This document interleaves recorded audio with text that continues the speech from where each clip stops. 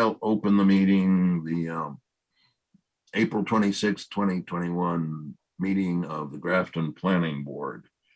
I guess, Chris, are you going to read the governor's missive or our version of it? So pursuant to the Governor Baker's March 12, 2020 order suspending certain provisions of the open meeting law, GL section 30A, section 18, and the governor's March 15th, 2020 order imposing strict limitations on the number of people that may gather in one place. The various boards and committees represented in the town of Grafton will conduct their public meetings and hearings via remote participation. No in-person attendance of members of the public will be permitted. All participants entering the meeting via a personal computer participants are required to rename themselves with their official first and last name. Computer participants are encouraged to click on the participants feature in Zoom to view all participants and to view/use the Q&A function to pose questions on the bottom of the screen. Computer participants may pin to a particular video screen. We recommend either the chairman or the staff member. At the beginning of the meeting, the chairman will identify him or herself. The chairman will conduct a roll call of the board. And the meeting will be called to order. All participants, excluding board members, will be muted throughout the meeting and must use the Q&A function. All participants are required to include their name and address when using the chat feature to pose a question through the chairperson. All documents displayed through the meeting will be controlled by the present staff member or chairperson. If and when the chairman allows for public comments or questions, it will be conducted in the following sequence. The chairman will read public comments, questions received in advance of the meeting, followed by real-time board and or applicant responses. The chairman will read real-time comments, questions typed by computer participants in the Q&A feature, followed by real-time board and or applicant responses. And the chairman will ask if any other participants accessing the meeting have comments or questions. And we do have the ability to move attendees to participants in that matter. So please be aware that anything that you display on your computer may be captured by the live recording as well. So. On the mention of reading comments received, we don't normally read correspondence. We post it on the web. So we should note that. So I'm Chairman Bob Hassinger. Dave? I'm here. Justin? I'm here. Linda? Here.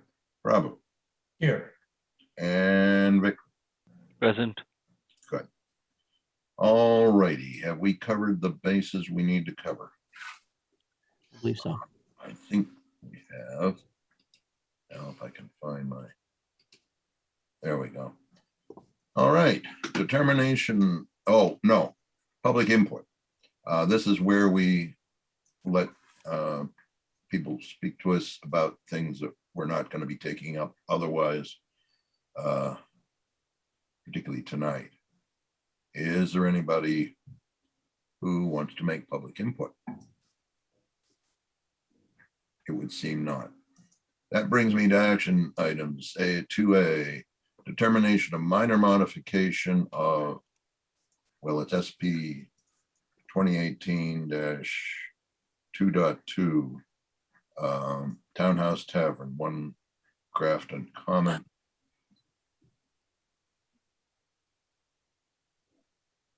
Why don't we had fairly limited input on this. A small letter asking for basically the same thing we did last year and similar to what we've been doing with the other restaurants and whatnot. So Chris, anything? Yep, so the applicant, Brooke Paget, has attended the development team meetings that we held on Thursday.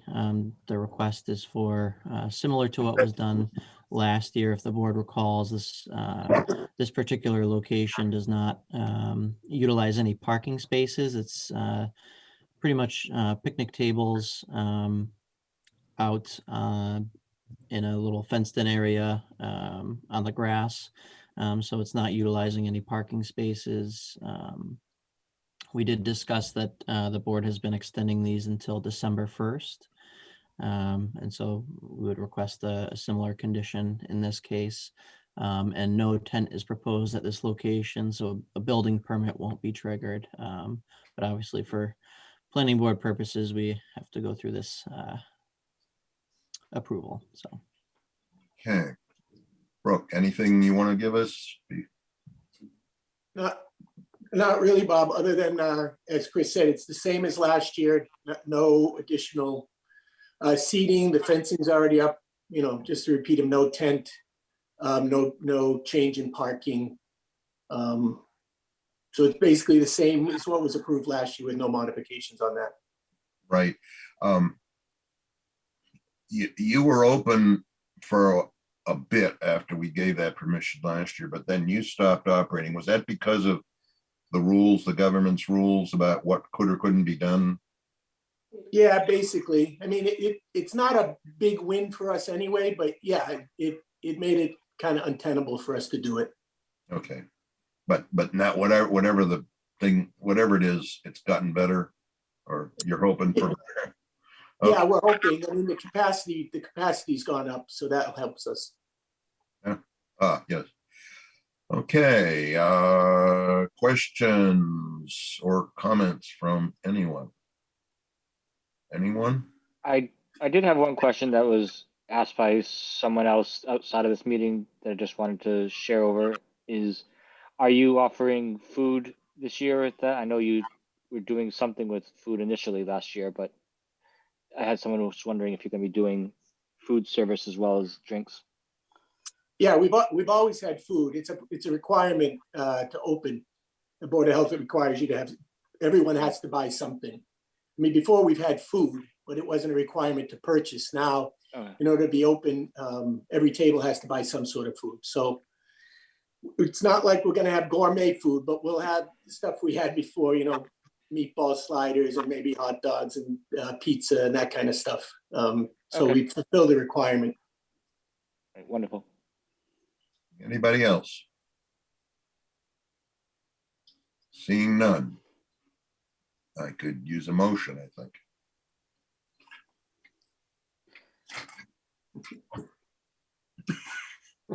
Move the- I move that we vote to extend or to return the, what we've done with everyone else to allow them to have seating outside in the grassy area.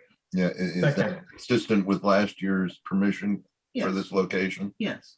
Second. Moved and seconded. Is there any discussion? Don't hear any. Dave, Aye. Justin, Aye. Linda, Aye. Prabhu, Aye. I vote aye. Motion carries. Good luck.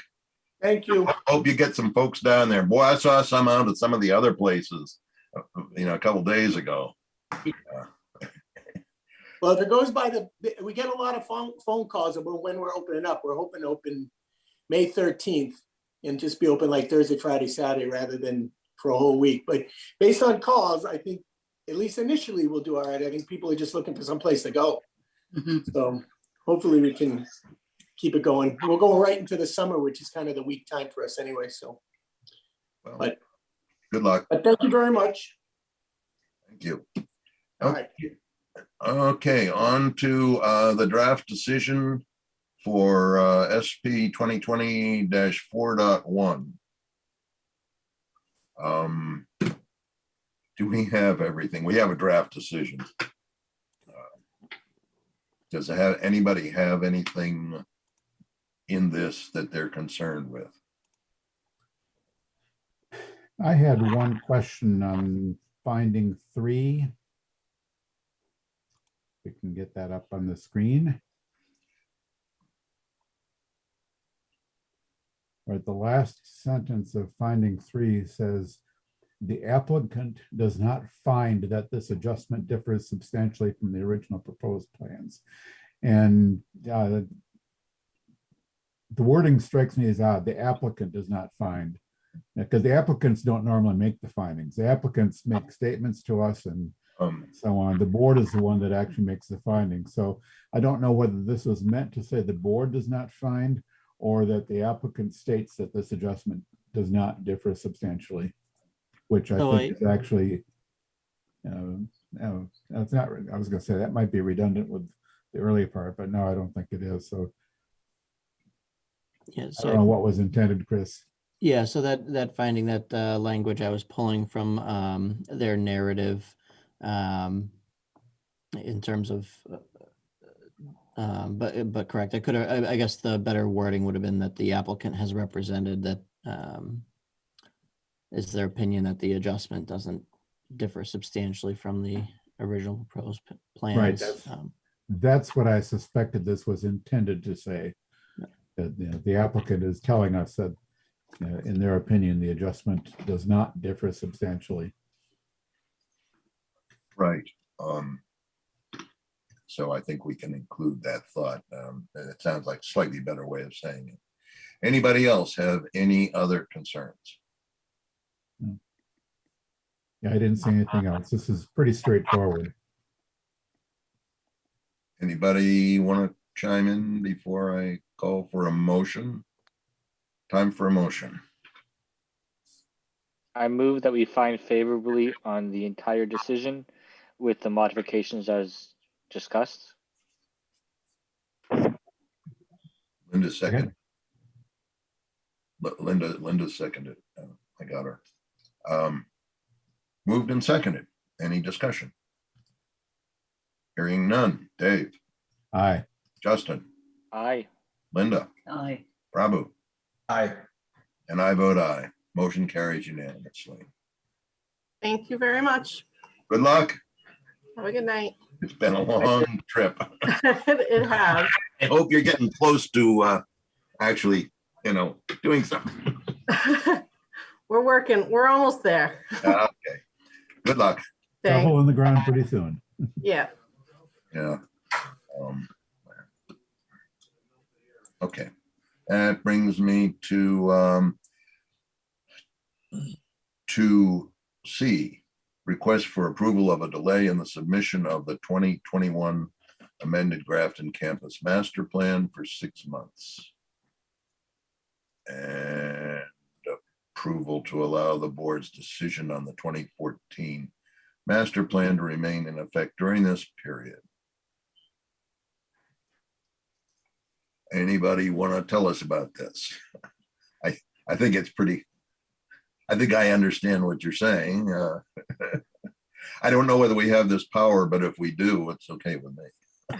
Okay. This is Jean Poteet, the senior campus planner at the Cummings School. And it really, in essence, is just a request to delay the submission of our amended Grafton Master Plan, which, as most of you know, is a 20-year plan of what we propose to develop on the campus, but we must amend it at least every 7 years. So the 7 years is up in another few days, and we have been slower than expected with pulling together a consulting team and getting geared up to produce the revised plan. So that's why we're requesting the delay. Okay. Does anyone have any questions or more to add to the request? To whatever degree this is within our power to do, I think this is one of those you do it and ask for forgiveness rather than asking for permission. I think under the circumstances, it strikes me as being quite reasonable. We did a similar thing. I didn't go back and look, but we did something along these lines, just a few weeks ago for you, with I think it was another plan or something. I don't even remember exactly what it was, but it was similar circumstances that the COVID has introduced some unforeseen delays in getting some things done. Yes. And the university has had unforeseen or unexpected expenses associated with it. So we're have Not been dealing surprising. with, yeah, we've been dealing with a moratorium on capital projects as well, which has just recently been lifted. So Anybody have any questions, comments, discussion? If, I'll offer a motion that the board approve a 6-month delay in the submission of the amended master plan, and I don't exactly how to know how to word it, but basically to just assert that the prior approval remains in effect until the amended plan is submitted. Second. moved and seconded. Is there any discussion? Hearing none. Dave, Aye. Justin, Aye. Linda, Aye. Prabhu, Aye. I vote aye. Motion carries.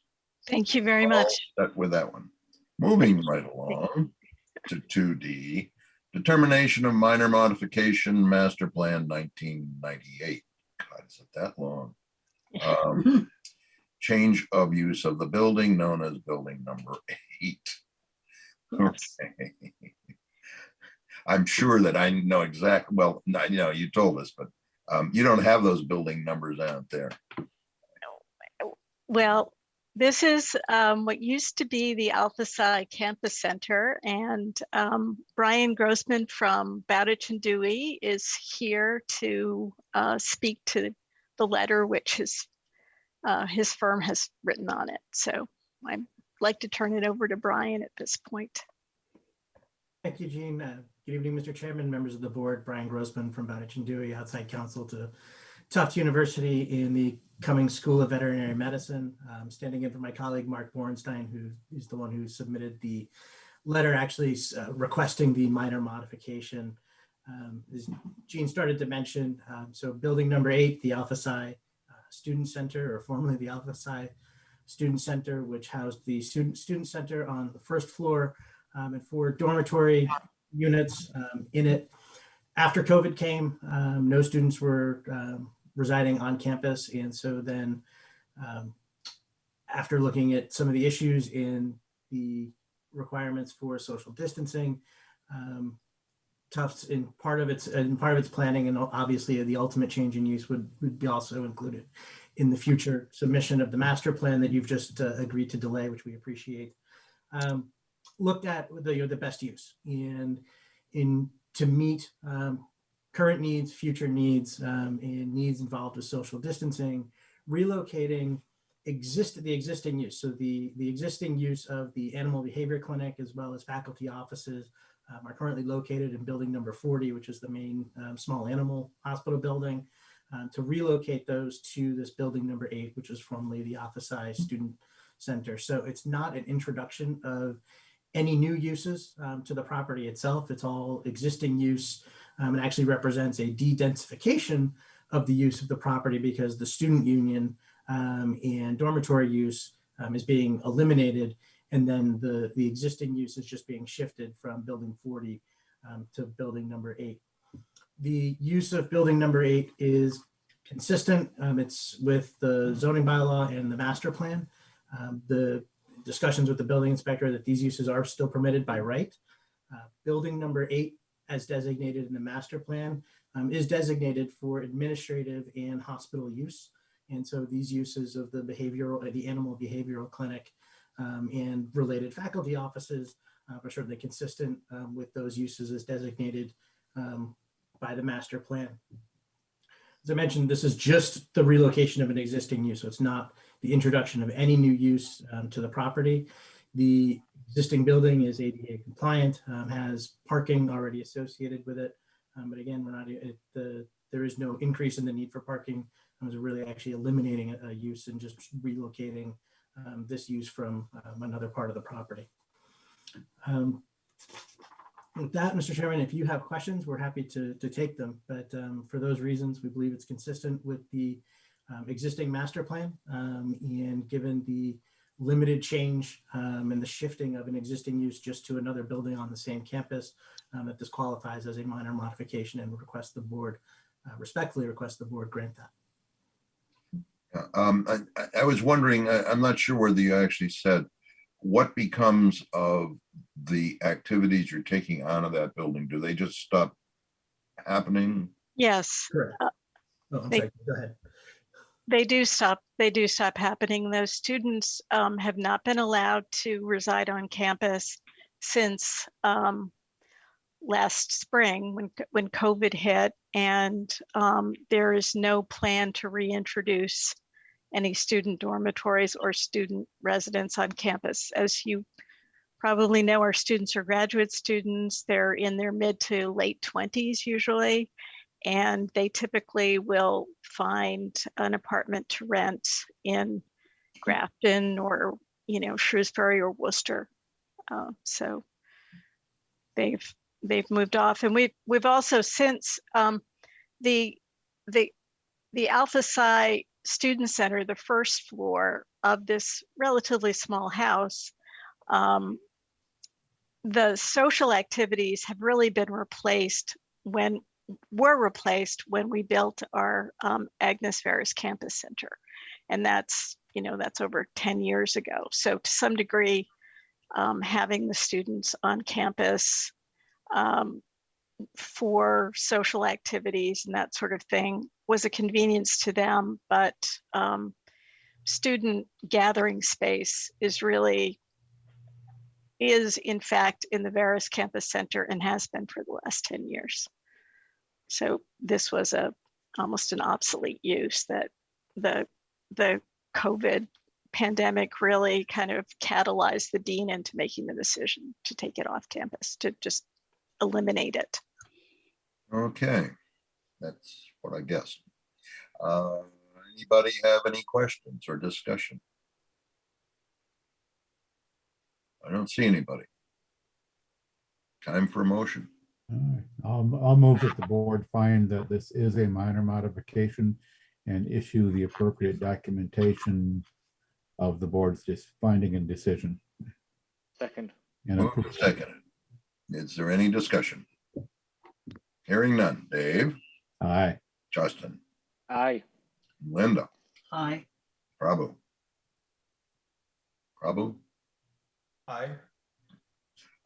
and me. I vote aye. Motion carries. Thank you very much. Thank you very Good much. luck. Hope we get back to something that looks a little bit like normal. Yes, You we're know, all, sooner or later. It Yeah. will be a new normal. Yeah, well, okay. yes. We'll have a hearing on that when the time comes. Okay. Okay, thank you. Thanks again. Good luck. Thank you. All right, moving on. Mill Development Overlay District, anything new? No, we're continuing to work with CMRPC to get that squared away. I do hope to have some updates soon. Subdivision rules and regulations update. Yeah, well, we got a couple of minutes before 7:30, but we might need to pick up on the discussion after our hearing as well.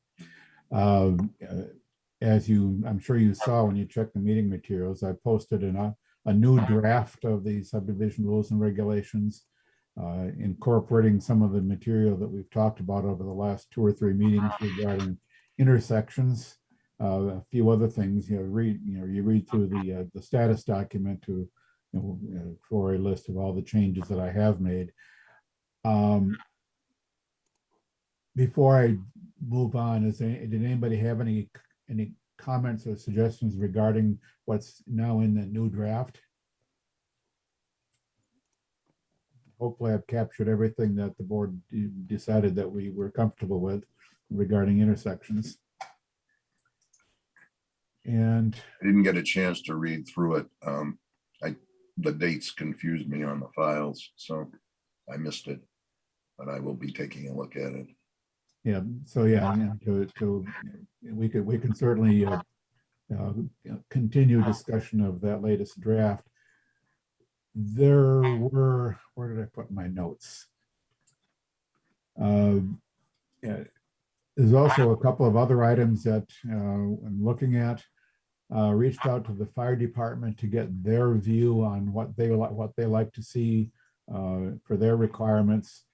And some of what they responded with didn't really address subdivision rules, but the elements of their response that do touch on subdivision rules, there were 2 items that are at some variance or from what we currently specify in the subdivision rules. One is roadway width. They would like to see a minimum roadway width, pavement width of 24 feet. We allow 22 feet for a minor street C. And you know, the question which we can think about, and I don't know how I want to answer it yet, but I want to make sure the board is aware of this. The question is whether we decide that we should go with 24 feet or whether we stick with 22 feet with the understanding that the fire department is, you know, would prefer more. The narrower pavement width is good for reducing overall pavement, which is sort of a general objective of low impact development. But you know, it becomes a bit more of an issue for a fire apparatus. So we'll want to think about whether we keep our 22 feet or raise that up to 24. I haven't looked at recent subdivisions to know how often we've used the 22 feet.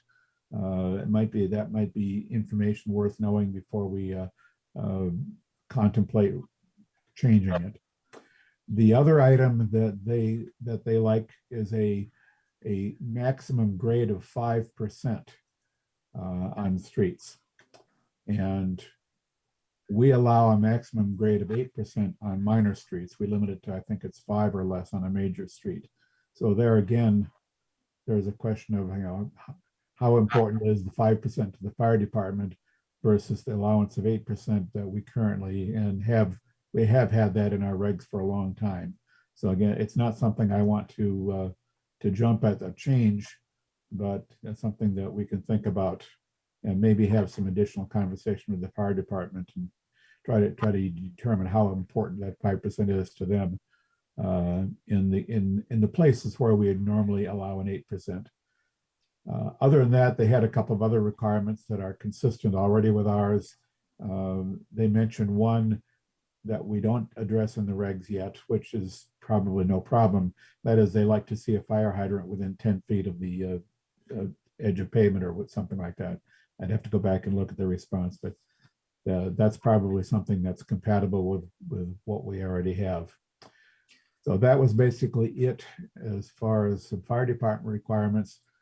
One last item, and I'll throw out there, this is just for, you know, future contemplation. If you want, we can come back to it after the hearing, but next meeting is plenty soon enough. And I mentioned this at the very end or near the bottom of the status document.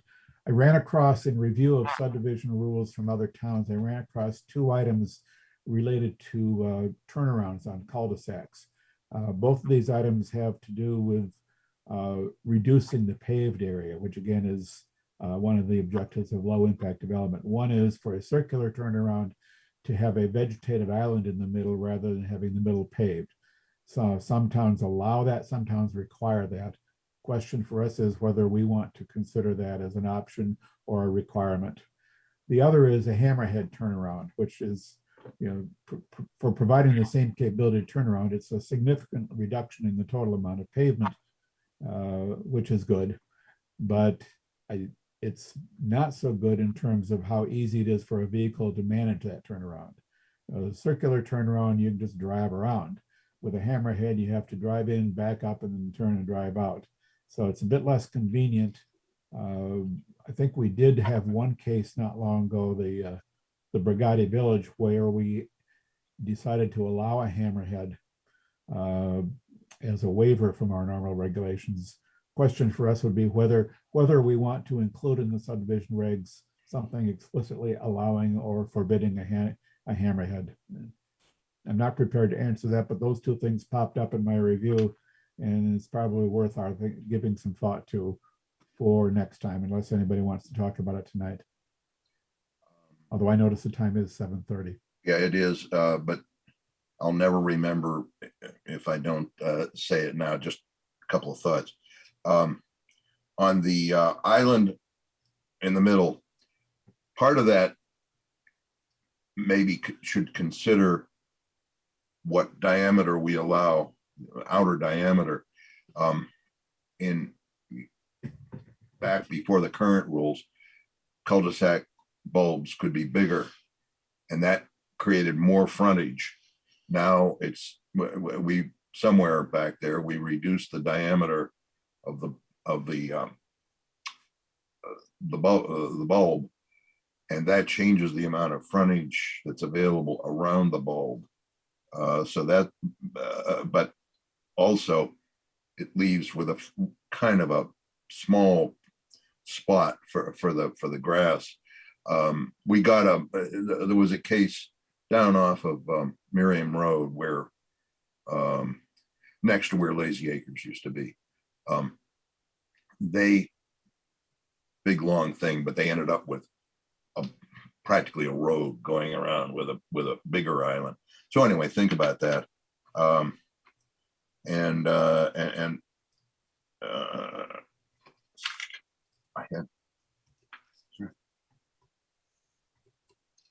guess I said both things. Okay. It's 7:30, time to move on to a public hearing for special permit 2020-3 at 8 Linda Circuit. I think we need to read a notice. We do, Mr. Chair. Pursuant to sections 1.5.7 and 1.3.3 of the Town of Grafton zoning bylaws, the planning board will hold a public hearing on Monday, April 26, 2021, commencing at 7:30 p.m. to consider the application for a special permit request for an accessory apartment at the property located at 8 Linda Circuit, shown as Grafton Assessors Map 28, Lot 70. Said property is located in a medium-density residential R20 zoning district. The applicant/owner is Keith Torrey. Copies of the application and plan are available for public inspection on the Town of Grafton website at www.grafton-ma.gov on the Planning Department Development Projects webpage. Pursuant to Governor Baker's March 2020 stay-at-home advisory, this meeting will be conducted via remote participation. Please see www.grafton-ma.gov/planning-board for more information. Okay. Chris, do you want to tell us anything first? I could just pull up the plans and, but the applicant similarly has been to a development team meeting to discuss the proposed accessory unit here. There's no specific change to the real exterior of the structure in terms of footprint on the lot. It's primarily finishing space, existing space in the unit, but obviously accessory apartments do require a special permit via the planning board. So it seemed to me that the material I found online for this was pretty lean compared to what we usually get and what we usually look for. I would have thought we might have done better if the development team was involved. I do. Well, I guess, go ahead. I see our applicant is here, right? You want to tell us anything about it? I can give a quick background. I've purchased the property a couple of years ago, so it's actually 2 years this month, and I purchased it for my parents. And so my dad actually occupies the first floor. He is single. The intent was to kind of have both my parents in there, and my mom was sort of the primary caregiver for my father, who is handicapped. She has since passed, and so there have been a couple different incidents over the last year and a half where having someone, in this accessory apartment would, be really helpful to have someone close to him in case there's an emergency or anything like that. So it's sort of the catalyst for moving forward with this. The unit, when I first started to kind of look at it in the basement, and I did talk to Bob Berger about it, it must have been prior to my ownership of it used as an apartment at some point in the past. The layout was already there with a kitchen and a bathroom and so on, just not really upkept at all. So the plan was to kind of leverage as much of the existing layout and structure as possible. So nothing really additional needed to be applied. It's a 2-car driveway, but again, it's just my dad living there right now. So it's just him with the 1 car. And the 2 main areas of renovation that would need to be here within this property is a second means of egress. So off that left-hand side, putting a bulkhead in, and having an exit to the ground level. Along with that would be an enlarged window so that the 8% natural light requirement is met as well. The access point to the first floor is right in the middle. There's a staircase right next to the shared laundry area that will lead up to my father's place. And then the main entrance would be the entrance through the back. That door, again, needs to be enlarged. It's kind of a shortened door. And so that will require some obvious excavation, a bit of that kind of work as well. Those are the real 2 main areas of renovation that will need to be taking place other than the normal building out of the walls and so on inside the structure. I noticed it said on the title page, accessible, but looking, as I say, the information we have is less than we often get. It looks like there's steps up from the exterior door as well as steps up in the utility room or whatever it is to the first floor. What's the accessibility situation? So again, it's a back entrance to the house. I'm thinking now that I'm looking, that really needs to be down going into the back entrance of the house. That's just a stair, a walkway coming down along the back side of the property, and then it's downstairs into the back entrance in the house. And that door again will need to be enlarged to be the standard width for a door. Yeah, so where it seems to show steps, it's not going to be steps. It will be steps. There are steps there currently. They just go down. Well, I guess if you start at the bottom and work your way up, they go up. So Yeah. It comes down from the ground level underground. So the person who needs help is in this level, the lower level? No, the top level, correct. Okay. Okay. Sorry. Who has questions? Who has concerns? It's just that I thought it was supposed to be a family member living in an accessory. Yeah. You're aware of the board's policy that accessory apartments are, they run with the ownership and they're supposed to have a family as the occupants, not a random person. Correct. Is Yeah, that, how does that fit here? correct. Yeah, that was mentioned to me in the development meeting with Chris and the team, along with the sunset requirement. So not being able to market it as a multi-family dwelling or anything like that. So the special permit would sort of cease with if I sold it. I did want to just inquire if there was any option for caregiving services to be provided there, or if it's only a family member. Again, doable, and I knew about it going into the hearing. I was just wondering if there might be a little, he's like his immediate family is him and me and my sister, and we're not that close. So that's the it would be the only request that I was having coming into the meeting, if there was option for primary caregiving services or anything like that. Chris?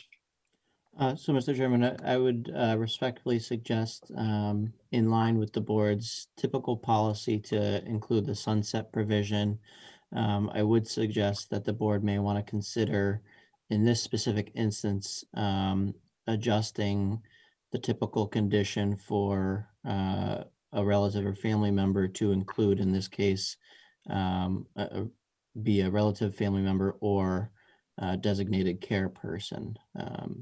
And that may be a way, as the bylaw is written, it does allow for accessory apartment. Typically, the board applies those as conditions. So,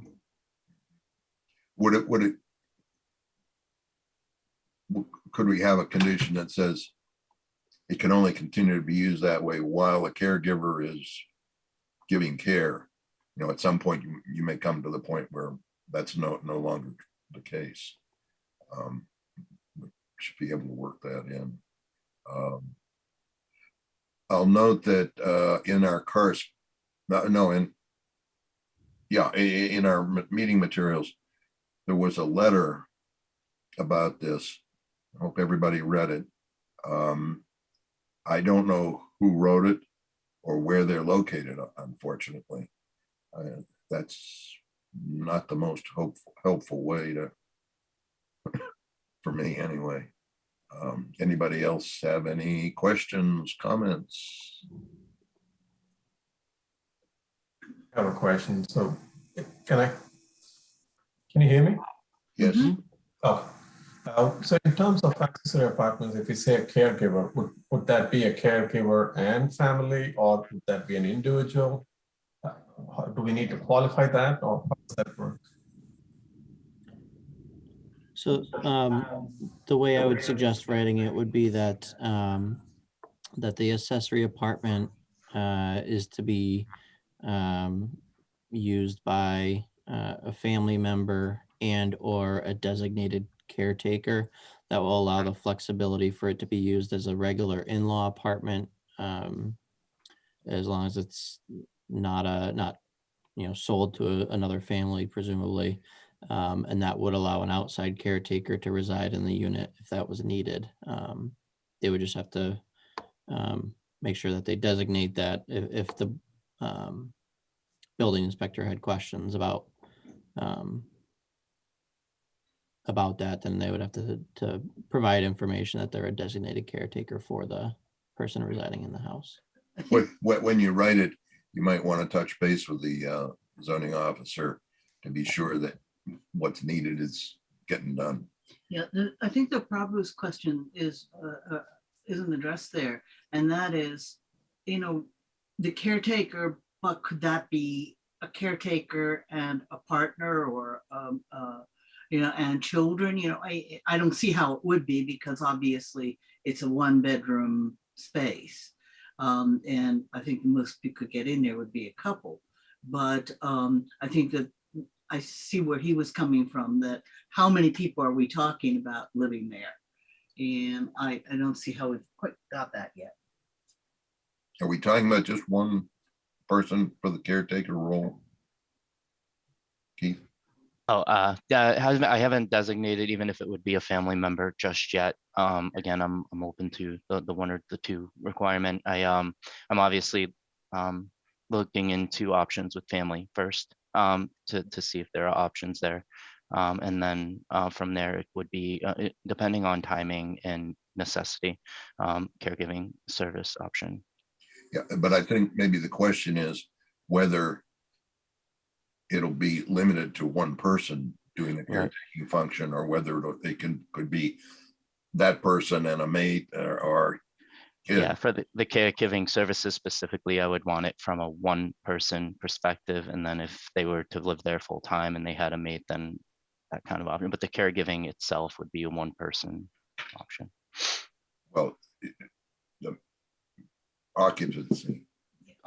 occupancy, 2 people, caregiving requirements, credentials, if that's needed, 1 person. If I'm not sure if there's going to be credentialed caregiving needs or not. Probably, if that's the case, that would be required for the 1 person. If it's a full-time situation, then obviously keeping the spouse situation or mate situation with them. But I was kind of hoping that I could get the caregiving option provided for, and then go from there. Yeah, I would think we ought to be able to craft some language that would accommodate that, within the obvious limitations of the capacity of the accessory apartment. If there's, the accessory apartment's not going to accommodate a family of 6. It's 500 square feet. Probably. I mean, it looks like 2 at the very most. And if it was 2, one of whom was acting as in the caregiving capacity, that would seem like that ought to be permissible. And I think it's within at least the spirit of the board's policy of the policy is basically designed to avoid using an accessory apartment to be occupied by completely by people who have no connection to the primary occupant of the building. Correct. Yep. No, I Again, understood. again, as Bob said at the beginning, that's a board policy. That's not baked into the accessory apartment provision of the zoning bylaw. No, understood. That was made clear to me in the development meeting as well. So So is everybody satisfied now with the questions? Anything more? And you're confident, Chris, that you've got this one? Okay. So Bob, just one question. So in terms of the letter that you were referring to, I just went through that letter. So is that a concern, like from the board point of view, in terms of similar houses in the area doing something similar? And I'm just, since you... I don't know what any of that has to do really with our decision here. Okay. If there's something going on that shouldn't be, it should be reported to the zoning officer, I think, for the most part. But I don't think anybody did anything with that. That's not even a signed letter. I don't know who sent it. Yeah, where they are. I give a very limited amount of credibility to a comment from someone who chooses not to be identified, not to associate their name with the comment. Right. No, that's a fair point. I didn't recognize that. Yeah. But in any case, I think the substance of the comment is not particularly relevant here. And what we're talking about here is a proposal to use some existing space in a building that evidently was at one time effectively used as an accessory apartment. The building, this structure is currently occupied by exactly one individual. This would be the addition of maybe one or two more, well within the capacity of the structure to begin with. If it was a family of four living here, it'd be the same situation in terms of, the people, in terms of the traffic. So, I don't see that there's any substance of a comment that is, particularly significant with respect to the request that's before us. It's come to my attention that Linda managed to find pictures of this space online. You can see the basement, the whole thing, the interior of the house. You didn't know we have these. We're everywhere. I'm sorry, we did that. If the house was only sold 2 years ago, Correct. so if you go on Zillow correct. Yeah. and you look up that address, you can see all the interior of the house, and I could see Right. the basement, what it looks like now. Yeah. That must be handy for bad guys looking to break Oh, in. yeah. Well, I Yeah. don't break into this house. We bought that house as a fixer-upper for my parents. Obviously, it's not our primary. And one of the comments in the letter was around poorly maintained, and it's like hasn't. We had a tree fall on the house in October. Oh. And we've had different, there's remnants of some twigs and brush that we moved out of the backyard. But, the focal point of the house has been, it took in water. So, mold remediation and asbestos removal from the basement and that type of thing, because he has health issues. So that was the only comment. It was a comment that kind of irked me a little from the letter. Acts of nature are hard to defeat. Yeah. But the pictures, I just got to glance at pretty much what you'd expect. Yep. Basically, partially finished basement space. Bits and pieces there here and there. Anybody else has anything? We do have an attendee with a hand raised. Oh, do we? Can you, Denny to panelist, can you hear me? Not yet. Hold on 1 second. I think he left. No, Danny? Danny, There he is. yeah. Now he's got a microphone. This is muted. There you go. Okay, Okay. it looks like Um, Danny is here and wants to talk to us. yeah, I'm not sure why I can't. be Could you seen, but, identify who you are? yes, I'm Keith's neighbor across the street. Barbara O'Neill is my mother. She has become friends with Keith's father, and Keith's father helps my mother, even though he's disabled. He helps my mother, which is something we appreciate across the street. I know Keith is a builder. He's a good builder. I saw the drawing originally. I have a coughing thing today, so forgive me, but I'll try to be quickly. I'm going to say quick.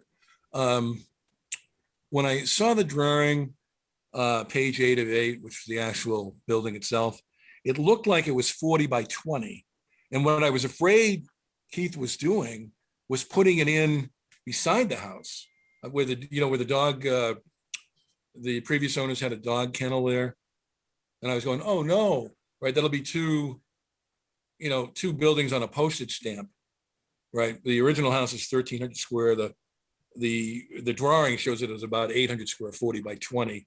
Although, Keith is actually rebuilding an ancient cellar, an early ancient cellar.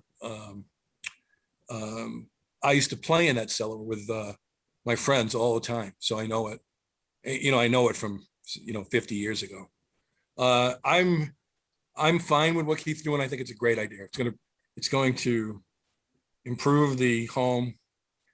It's going to be the father, it will allow a caretaker. It's not going to cause what that letter had said. That letter was concerned that it would go from medium density housing to high density housing. If everybody suddenly put up an 800 square foot home, apartment, like an Airbnb next to their home on those small postage stamp lots, right? It would, you wouldn't even be able to see through the neighborhood because it would be two structures taking up the entire yard. And that's not the case. I understand what he's doing. I think it's a good idea to remodel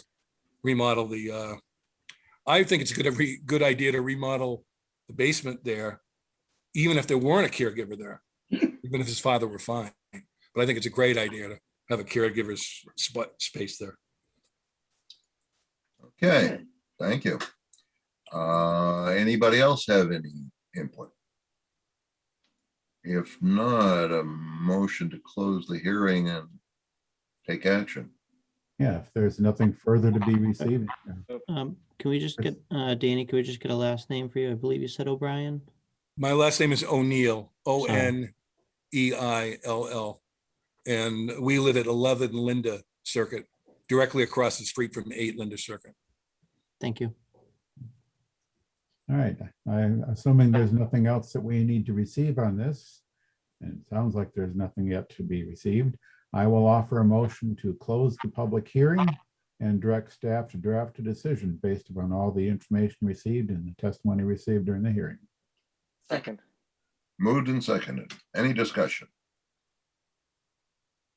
Hearing none. Dave? Aye. Justin? Aye. Linda? Aye. Prabhu? Aye. And I vote aye. Motion carries.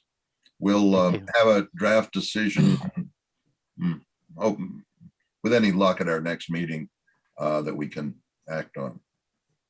Thank you, And, guys. If you are really concerned, you can touch base with Chris about what he's putting in it.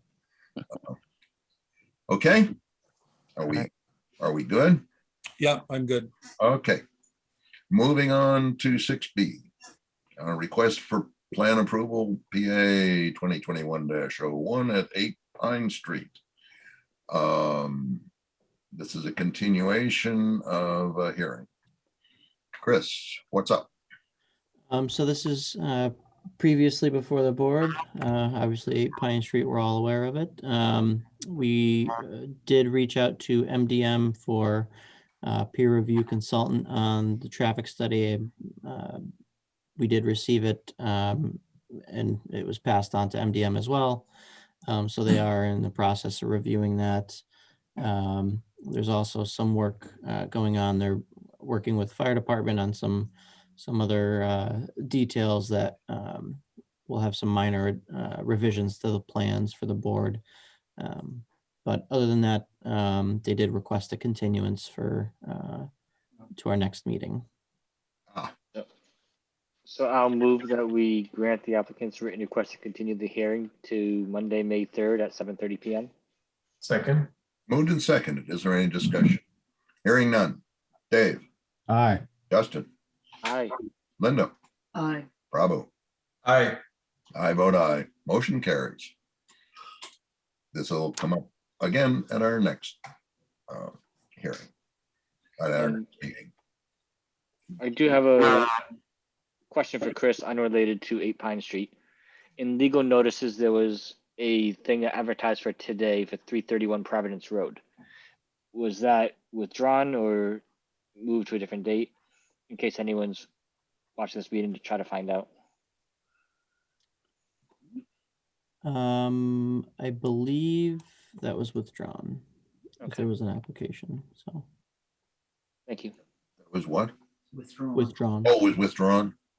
Okay, well, it's not on our agenda. We're certainly not Oh, of course. going to be able to do it regardless. Which I think brings me back to Dave. You wanted to come back or have the ability to come back on the subdivision rules. Do we have anything more for now? I didn't have anything more to bring up.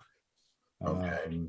If anybody has any other thoughts, anything else you'd like me to work on? We've been working on this for over a year. I'm hopeful we can actually bring it to a close within the next few weeks. The 22 versus 24 feet. I know we got down to narrow roadway under or early on under the flexible development, the one off of Wheeler Road. And we allowed whatever the lesser amount was at the time. And I know that I got complaints from some town leaders that it was too narrow. You couldn't, particularly when people parked on the street, there's curbs, so it really gets tight.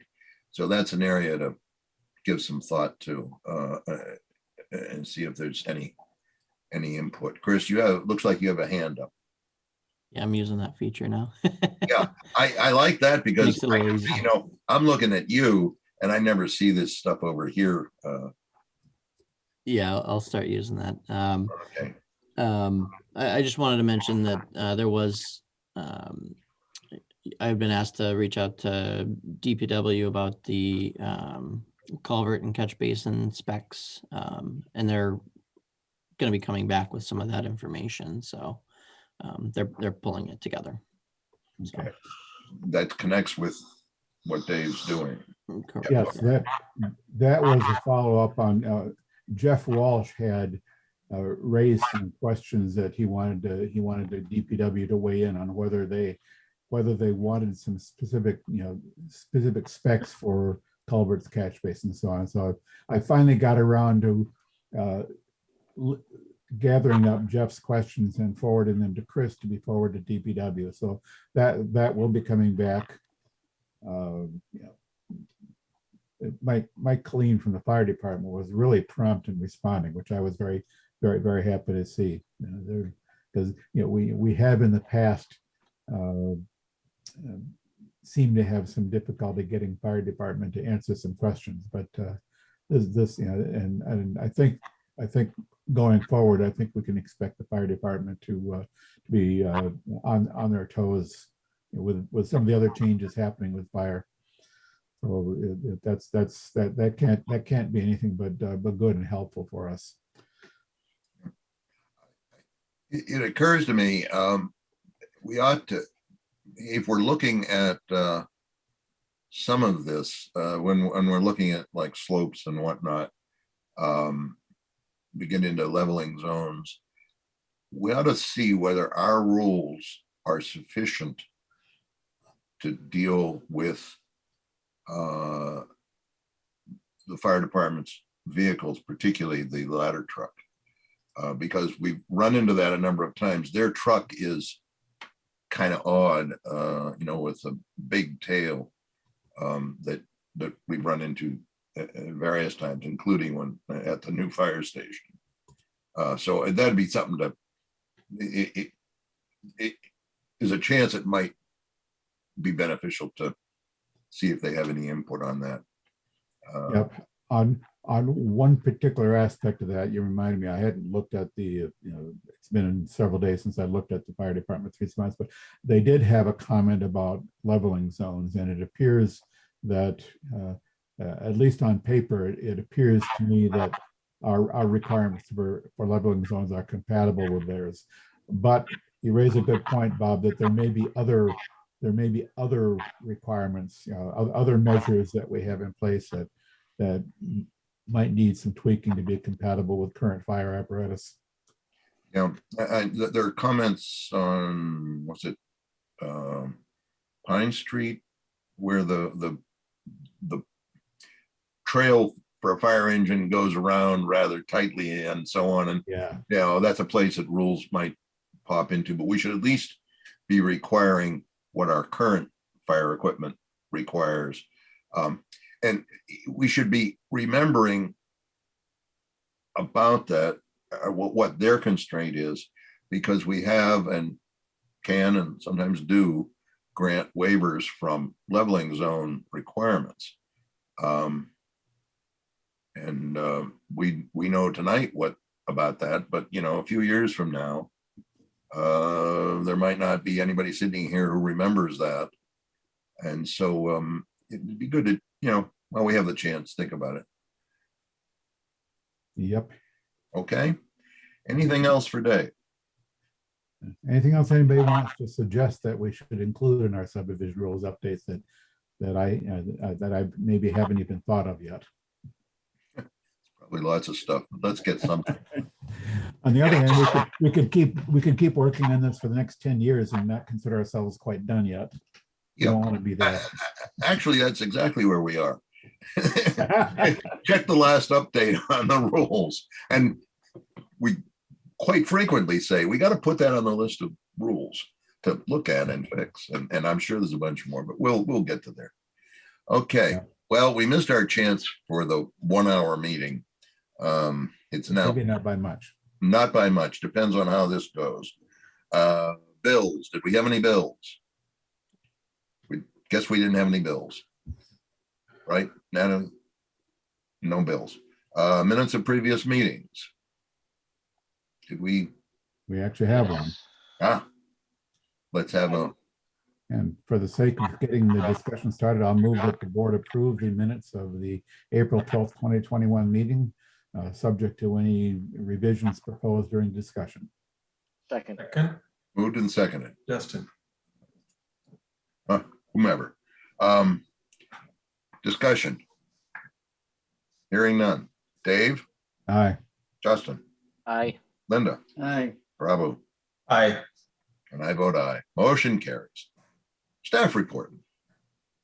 So just a couple things to touch on. First and foremost, I did speak with Jeannie Kramer.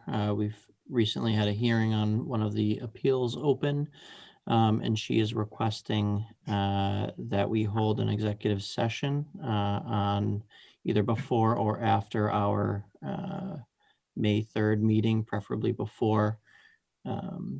The next kind of deadline in that trial would be before our May 24th meeting. So if we don't do it on the May 3rd, we would have to hold a special meeting, which is doable, but. Does anybody have a strong objection to doing it at that meeting? Make it so. Okay. Here. Would the board be willing to do it just with Zoom? I think it'd be easier to do the meeting beforehand, executive session, and then switch the link into the the open meeting with our regular, how the panelists sign on. So I was thinking about doing it 6:15, which would allow us 45 minutes for executive session and then roll into the regular meeting if that is okay. Depending on exactly what's coming up, and I don't know.